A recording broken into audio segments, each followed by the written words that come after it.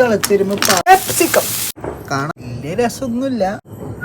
നമുക്ക് പാസ്ത ഉണ്ടാക്കിയാലോ? ഗ്യാസ് എത്തിക്കാം. ഇതിലേക്ക് കുറച്ച് വെള്ളം ഒഴിക്കാട്ടാ, കുറച്ച് ഉപ്പിട്ട് കൊടുക്കാം. തിളച്ചിരുമ്പോ പാസ്ത ഇട്ട് കൊടുക്കാം. ഇതിപ്പോ എങ്ങനെ വെന്തെന്ന് അറിയാ. വേവിച്ച് മാറ്റി വെക്കാം. കുറച്ച് ഓയിൽ ഒഴിക്കാം. സബോള, ഇഞ്ചി, വെളുത്തുള്ളി, തക്കാളി, ക്യാപ്സിക്കം എല്ലാം ഒന്ന് വേവിച്ചെടുക്കാട്ടാ. ചില്ലി ഫ്ലേക്ക്, മുളക്, മല്ലി, ചിക്കൻ മസാല, ഗരം മസാല എല്ലാം ഇട്ട് കൊടുക്കുക. കുറച്ച് വെള്ളം ഒഴിച്ച് വേവിക്കാട്ടാ. ഇനി നമുക്കിത് പേസ്റ്റ് ആക്കി എടുക്കാട്ടാ. പേസ്റ്റ് ആക്കാം. ഇനി അരപ്പുണ്ടല്ലോ, അരപ്പ് വെച്ച് വെക്കാം. കുറച്ച് വെള്ളം തിളയ്ക്കുമ്പോൾ നമുക്ക് ഈ പാസ്ത ഇട്ടിട്ട് മിക്സ് ആക്കി കൊടുക്കാം.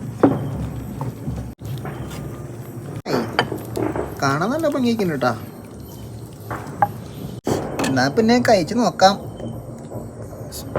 വലിയ രസമൊന്നുമില്ല, കുഴപ്പമില്ല. അതപ്പോൾ